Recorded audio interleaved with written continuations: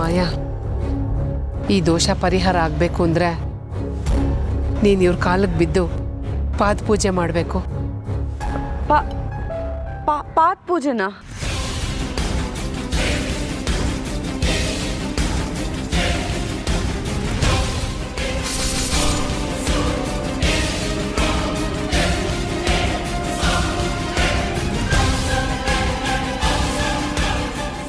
ಮಾಯಾ, ಈ ದೋಷ ಪರಿಹಾರ ಆಗಬೇಕು ನೀ ಪಾದ ಪೂಜೆ ಮಾಡಲೇಬೇಕು.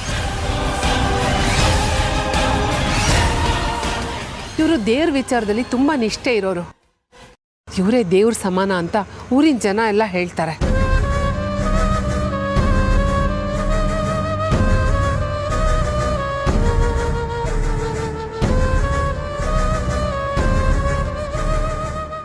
ನೀನು ಇವ್ರ ಪಾದ ಪೂಜೆ ಮಾಡಿದ್ರೆ ನಿನ್ನ ದೃಷ್ಟಿ ಮತ್ತೆ ವಾಪಸ್ ಬಂದು ಆದಷ್ಟು ಬೇಗ ಮುತ್ತು ಮಾವನ ಜೊತೆ ನಿನ್ನ ಮದುವೆ ನಿಶ್ಚಯ ಆಗತ್ತೆ ಅಂತ ಹೇಳಿದ್ರು. ಅಮ್ಮ, ನಿನ್ನ ಬೇಜಾರಾಗಬಾರ್ದು ಅಂತ ನಾನು ಇಲ್ಲಿಗೆ ಬಂದೆ.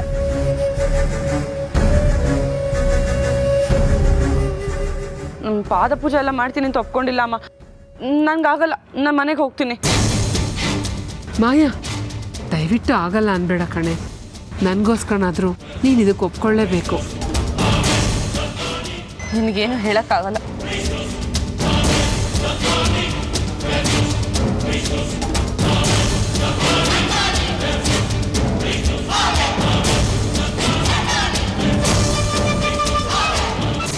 ಅಮ್ಮ, ನೀನು ನನಗೋಸ್ಕರ ಬೇಜಾರು ಮಾಡ್ಕೋಬೇಡ. ನಾನು ಬರಲೇಬೇಕು ಅಂದರೆ 2 ಬೆರಳಲ್ಲಿ ಒಂದು ಸೆಲೆಕ್ಟ್ ಮಾಡು. ನೀನು ಗೆದ್ದರೆ ಮಾತ್ರ ನಾನು ಪಾದ ಪೂಜೆ ಮಾಡೋದು. ನೀನು ಸೋತ್ರೆ ನನಗೆ ಬಲವಂತ ಮಾಡಬಾರ್ದು, ಸರಿನಾ? ಮುಟ್ಟು ಅಮ್ಮ. ಅಮ್ಮ, ನೀನೇ ಗೆದ್ದೆ ಅಮ್ಮ. ನಾನು ಪಾದ ಪೂಜೆ ಮಾಡ್ತೀನಿ, ಬನ್ನಿ ಹೋಗೋಣ.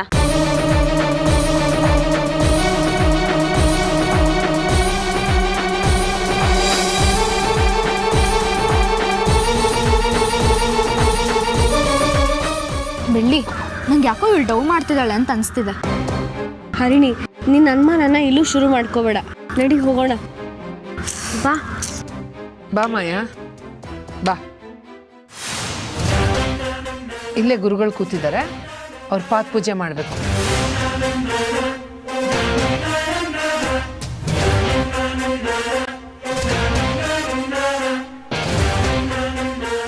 ಛೇ, ಹೋಗಿ ಹೋಗಿ ಮನೆ ಕೆಲಸದವ್ರ ಕಾಲಿಗೆ ಬೀಳೋ ಹಾಗಾಯ್ತಲ್ಲ. ಮಾಯಾ, ಕಂಟ್ರೋಲ್ ಮಾಡ್ಕೊ. ನೀನಿಲ್ಲಿ ಪೂರ್ತಿಯಾಗಿ ಆ್ಯಕ್ಟಿಂಗ್ ಮಾಡಲೇಬೇಕು. ಮಾಯಾ, ತಗೋ.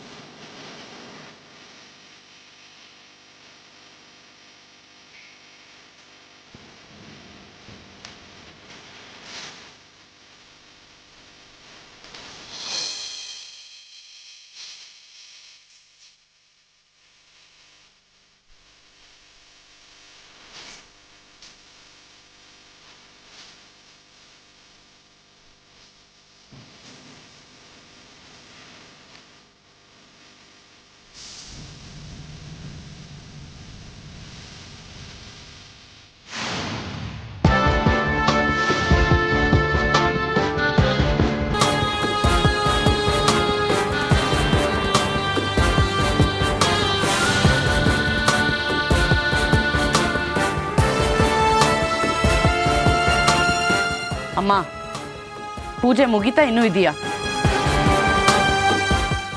ಇಷ್ಟೇನಮ್ಮ, ನಾವಿನ್ ಬರ್ತೀವಿ ಗುರುಗಳೇ. ಮಾಯಾ, ಕೈ ಮುಗಿಯಮ್ಮ. ನಾವೇನು ಬರ್ತೀವಿ ಸ್ವಾಮಿ. ನಾನು ಕಾಲಿಗೆ ಬೀಳೋದು ನೋಡಿ ಖುಷಿ ಆಗ್ತಿದ್ದೀರಲ್ವಾ? ಮುಂದೆ ಎಲ್ಲ ಬಡ್ಡಿ ಸಮೇತ ಚುಕ್ತಾ ಮಾಡಿಸ್ತೀನಿ. ಮಾಯಾ, ದೇವ್ರಿಗೆ ಕೈ ಮುಗಿ. ಇವತ್ತು ನೀನು ಮಾಡಿರೋ ಒಳ್ಳೆ ಕೆಲಸಕ್ಕೆ ನಿಂಗೆ ಒಳ್ಳೆ ಪ್ರತಿಫಲನೇ ಸಿಗತ್ತೆ. ಅಷ್ಟು ಸಾಕು ನನಗೆ. ಬಾ.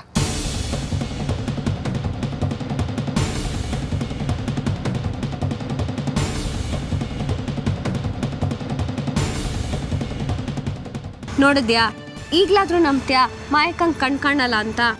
ನಂಗೆ ಯಾಕೋ ನಂಬಿಕೆ ಬರ್ತಾ ಇಲ್ಲ. ಲಾಭ ಇಲ್ಲದೆ ಒಂದು ಹೆಜ್ಜೆನೂ ಮುಂದೆ ಇಡೋಲ್ಲ ಮಾಯಾ. ಮೊದಲು ಪಾತ್ ಪೂಜೆ ಮಾಡಲ್ಲ ಅಂತ ತುಂಬಾನೇ ಹಠ ಹಿಡಿದ್ಲು.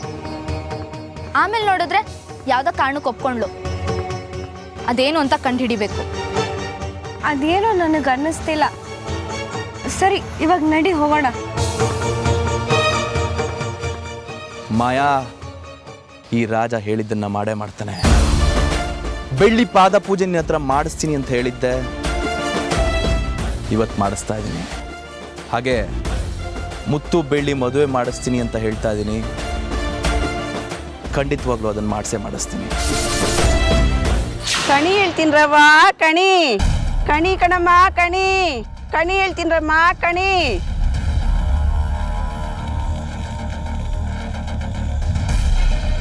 ನೀನಿವಾಗ ಇಲ್ಲಿಗೆ ಬಂದಿರೋದು ನಿನ್ನ ಮಗಳ ಮದುವೆ ವಿಚಾರ ಕೇಳೋದಕ್ಕೆ ತಾನೆ?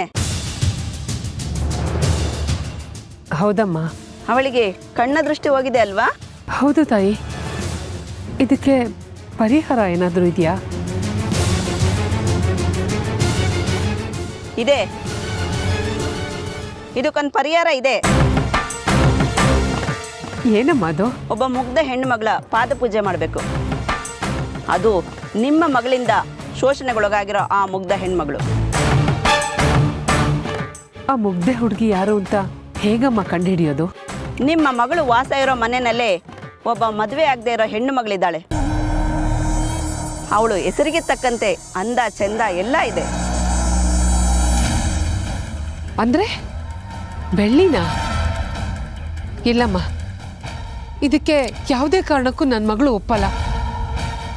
ಅವಳ ಹೇಗೆ ಒಪ್ಸೋದು ತಾಯಿ? ನೀನೀಗ ಮನೆಗೋಡು, ನಿನಗೆ ದಾರಿ ಸಿಗುತ್ತೆ. ನೀನೀಗ ಅವಳಿಂದ ಪಾದ ಪೂಜೆ ಮಾಡಿಸಿದ್ರೆ ಮಾತ್ರನೇ ನೀನು ಅನ್ಕೊಂಡಿದ್ದೆಲ್ಲ ನಡೆಯುತ್ತೆ. ನಾನು ಹೇಳಿದ್ದನ್ನ ನೀವು ಮಾಡಲಿಲ್ಲ ಅಂದರೆ ನಿನ್ನ ಮಗಳು ಕಷ್ಟ ಕಾರ್ಪಣ್ಯಗಳಿಂದ ನರಳಿ ನರಳಿ ಸಾಯ್ತಾಳೆ. ಯೋಚನೆ ಮಾಡು. ಆಯ್ತಮ್ಮ, ಹೇಗಾದರೂ ಮಾಡಿ ಮಾಯನ್ನ ಒಪ್ಪಿಸ್ತೀನಿ. ಹೊರಡು. ಬೆಳ್ಳಿ ನೆಲ್ಲಿ ಅಂತ ಹುಡ್ಕೋದು?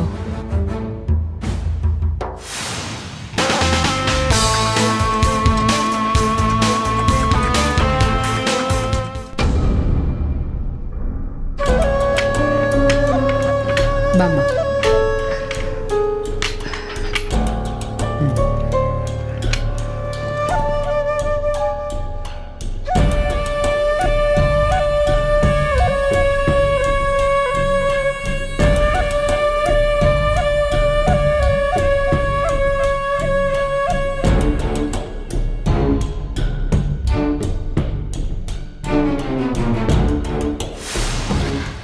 ಯಾಕಮ್ಮ, ಯಾಕೆ ಬಾಗ್ಲಾಗ್ದೆ?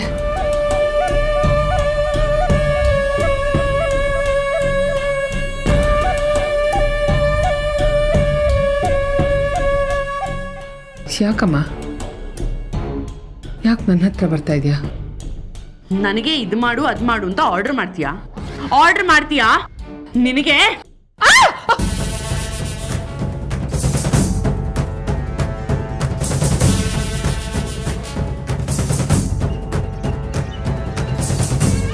ಯಾರ್ ಕಾಲಿಗೆ ಬೀಳು ಅಂದಿದ್ರು ನನಗೆ ಬೇಜಾರಾಗ್ತಿರ್ಲಿಲ್ಲ. ಆದ್ರೆ ಹೋಗಿ ಹೋಗಿ ಆ ಮನೆ ಕೆಲಸದೊಳು ಪಾದ ಪೂಜೆ ಮಾಡಿಸಿದ್ಯಲ್ಲ, ನಿನಗೆ ಏನ್ ಮಾಡ್ಬೇಕು ಹೇಳು? ನೀನು ಹೊಡಿ ಬಡಿ ಏನಾದರೂ ಮಾಡು, ಆದರೆ ತ್ರಿಶೂಲ ತಗೊಂಡು ಚುಚ್ಚಕ್ಕೆ ಮಾತ್ರ ಬರಬೇಡ. ಕಾಮಿಡಿನಾ? ಕಾಮಿಡಿ ಮಾಡ್ತಿದ್ಯಾ? ನಿಮಿಷ ಇರು. ಅವಳು ಬೆಳ್ಳಿ ನಿಂತ ನಿಂಗೆ ಹೇಗಮ್ಮ ಗೊತ್ತಾಯ್ತು? ನಿಂಗೆ ದೃಷ್ಟಿ ಬಂದಿದ್ಯಾ?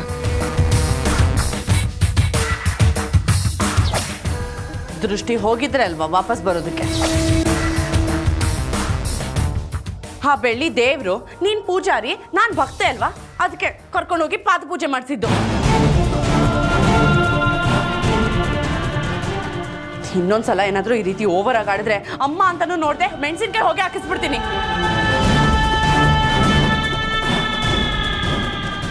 ರೀ ರೀ, ನಿಮ್ಗೊಂದು ವಿಷಯ ಗೊತ್ತಾ? ನಮ್ಮ ಮಾಯಂಗೆ ಏನೂ ಆಗಿಲ್ಲ, ಕಣ್ ಚೆನ್ನಾಗಿ ಕಾಣಿಸುತ್ತೆ.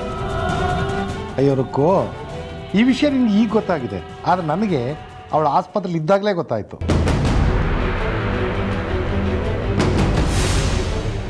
ಮಕ್ಕಳೇ, ರಾಜ ಇಲ್ಲೇ ಇದ್ದಾನೆ, ನಿನಗೇನು ತೊಂದರೆ ಮಾಡಿಲ್ಲ ತಾನೇ ಅವನು? ನಾನು ಪ್ರಾಬ್ಲಮ್ ತಗೊಳ್ಳೋಳಲ್ಲ, ಪ್ರಾಬ್ಲಮ್ ಕೊಡೋಳು. ನಾನು ಫೋನ್ ಮಾಡಿ ಕರೆದಿದ್ದಕ್ಕೇನೆ ಅವನನ್ನು ಮೀಟ್ ಮಾಡೋಕೆ ಇಲ್ಲಿಗೆ ಬಂದಿದ್ದು. ಅಂದರೆ ನಿನ್ನ ಕಣ್ಣು ಚೆನ್ನಾಗೇ ಕಾಣಿಸುತ್ತೆ ಅಪ್ಪ.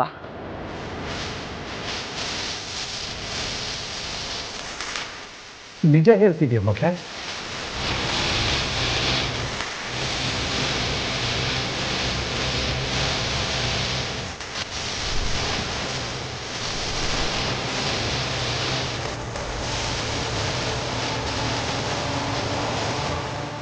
ಇವಾಗ್ಲಾದ್ರೂ ಗೊತ್ತಾಯ್ತಪ್ಪ ನನಗೆ ಕಣ್ ಕಾಣಿಸುತ್ತೆ ಅಂತ. ಅಪ್ಪ, ನಾನು ನಿಮ್ಮ ಮಗಳು, ಅಷ್ಟೇ ಈಸಿಯಾಗಿ ಸೋಲು ಒಪ್ಕೊಳ್ಳಲ್ಲ. ಮತ್ತೆ ಈ ನಾಟಕ ಎಲ್ಲ ಯಾಕಮ್ಮ? ಮಾಡಲೇಬೇಕಾಯ್ತಪ್ಪ. ಅವತ್ತು ಡಾಕ್ಟರ್ ನನ್ನ ಕಣ್ಣಿನ ಪಟ್ಟಿನ ಓಪನ್ ಮಾಡ್ತಿದ್ರು. ಆಗ ನೀವು, ಮುತ್ತು ಮಾವ, ಶರ್ಮಿಳಾ ಅದಕ್ಕೆ ಎಲ್ಲರೂ ಇದ್ರಿ. ಇನ್ನೇನು ನನಗೇನೂ ಆಗಿಲ್ಲ, ನಾನು ಚೆನ್ನಾಗೇ ಇದ್ದೀನಿ ಅಂತ ಹೇಳಬೇಕಿತ್ತು. ಅಷ್ಟರಲ್ಲೇ ನನಗೆ ಬೆನ್ನು ಬಿದ್ದಿದ್ದು ಬೇತಾಳ ಕಾಣಿಸ್ದ.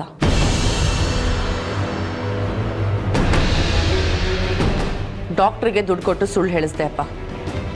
ಆ ರಾಜ ಒಬ್ಬನಿಗೋಸ್ಕರ, ಅವನ ಹತ್ರ ಇದ್ದಿದ್ದ ಮ್ಯಾರೇಜ್ ಸರ್ಟಿಫಿಕೇಟ್ಗೋಸ್ಕರ ಇಷ್ಟೆಲ್ಲ ನಾಟಕ ಮಾಡಬೇಕಾಯ್ತು. ಡಾಕ್ಟರ್ ಕೂಡ ಒಪ್ಪಿರಲಿಲ್ಲ.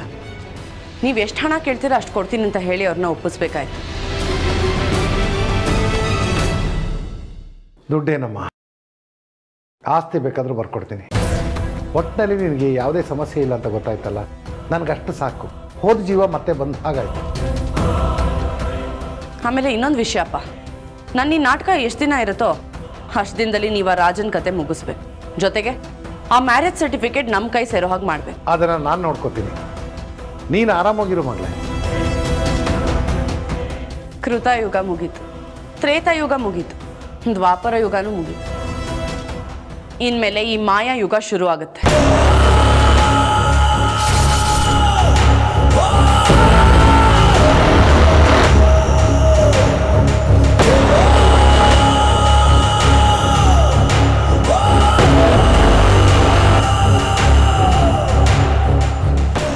ನಾನು ಕೆಲವ್ರನ್ನ ಯಾಮಾರ್ಸೋಣ ಅಂತ ಪ್ಲ್ಯಾನ್ ಮಾಡ್ತಿದ್ರೆ ಈ ನಮ್ಮಮ್ಮ ನನ್ನನ್ನೇ ಯಾಮಾರ್ಸೋಕೆ ನೋಡ್ತಿದ್ದಾರೆ. ನಾನೇನಮ್ಮ ಮಾಡಿದೆ? ಕೊರವಂಜಿ ಹತ್ರ ಹೋಗಿ ಕೇಳಿದ್ದಕ್ಕೆ ನೀನು ಬೆಳ್ಳಿ ಪಾದ ಪೂಜೆ ಮಾಡಿದ್ರೆ ನಿನ್ನ ದೃಷ್ಟಿ ಬೇಗ ವಾಪಸ್ ಬಂದು ನಿನ್ನ ಮದುವೆ ಆಗತ್ತೆ ಅಂತ ಹೇಳಿದ್ರು. ಅದಕ್ಕೆ ಹೀಗೆ ಮಾಡಿದೆ ಅಷ್ಟೆ. ಆ ಕೊರವಂಜಿನ ಬುಕ್ ಮಾಡಿದ್ದು ಆ ರಾಜಾನೇ.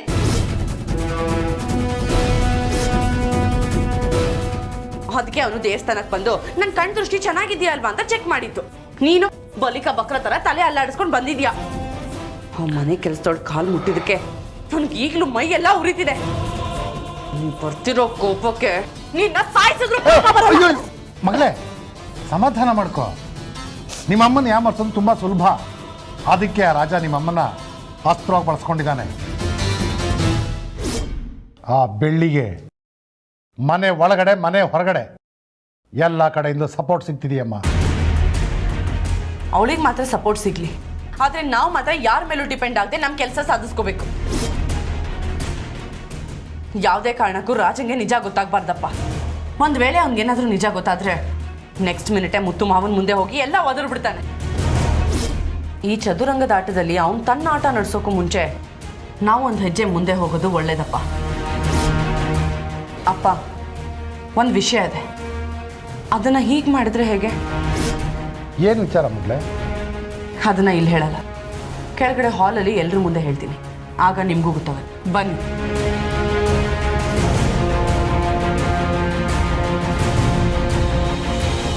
ಮಗಳೇ, ಸ್ಟೆಪ್ಸ್ ಇದೆ, ನಿಧಾನಕ್ಕೆ ಹಿಡಪ್ಪ. ಮಗಳೇ, ಎಲ್ಲರೂ ಇಲ್ಲೇ ಕೂತಿದ್ದಾರೆ, ನೀನು ಇಲ್ಲೇ ಕೂತ್ಕೊಂಬ. ಸೋಫಾ ನಿಧಾನ, ಅದನ್ನ ಅಲ್ಲೇ ಇಡು.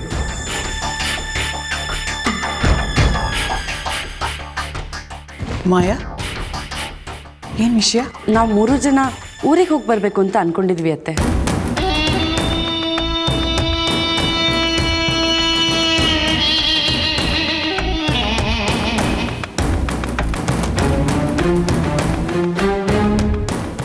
ಏನಾಯ್ತು ಮಾಯಾ?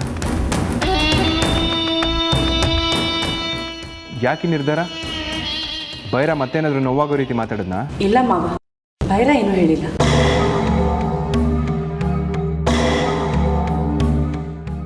ನಾನಿನ್ನೂ ಈ ಮನೆಗೆ ಸೊಸೆ ಆಗಿಲ್ಲ.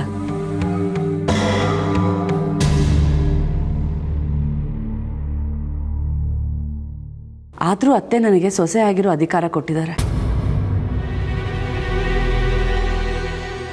ನನಗೆ ಕಣ್ ಕಾಣಲ್ಲ ಅಂತ ಗೊತ್ತಿದ್ರು ನೀವು ನನ್ನನ್ನೇ ಮದುವೆ ಆಗ್ತೀನಿ ಅಂತ ನಿರ್ಧಾರ ತಗೊಂಡಿದ್ದೀರ.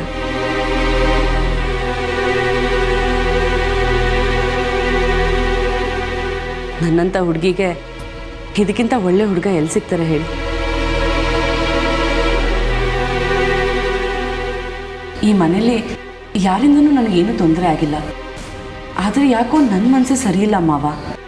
ಅದಕ್ಕೆ 2 ದಿನದ ಮಟ್ಟಿಗೆ ನಾವು 3 ಜನ ಕೇಳಕ್ಕೆ ಹೋಗಿ ಬರೋಣ ಅಂತ ಅಂದ್ಕೊಂಡಿದ್ದೀವಿ.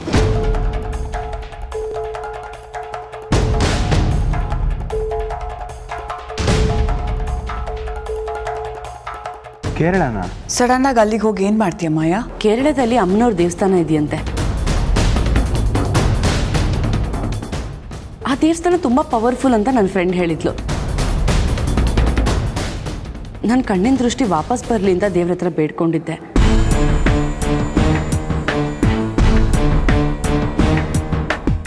ಬೇಡ್ಕೊಂಡ್ಮೇಲೆ ಹೋಗಿ ಬರ್ಬೇಕಲ್ವಾ, ಅದಕ್ಕೆ ನಾನು ಅಪ್ಪ ಅಮ್ಮ ಹೋಗಿ ಬರ್ತೀರಿ.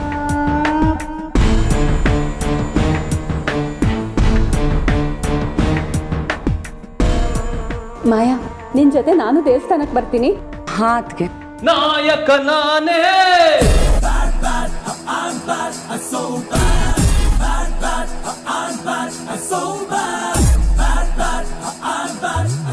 ಮಾಯಾ, ಏನಿದು ನಿನ್ನ ಫೇಸ್ ಫುಲ್ ಗಾಯ? ಓ ಮೈ ಗಾಡ್, ಓ ಮೈ ಗಾಡ್. ನನ್ನ ಸಿನಿಮಾಗೆ ನಿನ್ನೆ ಹೀರೋಯಿನ್ ಹಾಕೋಣ ಅನ್ಕೊಂಡಿದ್ದೆ, ಆದ್ರೆ ಇವತ್ತು ನಿನ್ನ ವಿಲನ್ ಮಾಡ್ತಾ ಇದ್ದೀನಿ. ಯಾಕೆ ಹೇಳು? ನನ್ನ ಸಿನಿಮಾದಲ್ಲಿ ವಿಲನ್ಗೆ ಕಣ್ಣಿರಲ್ಲ.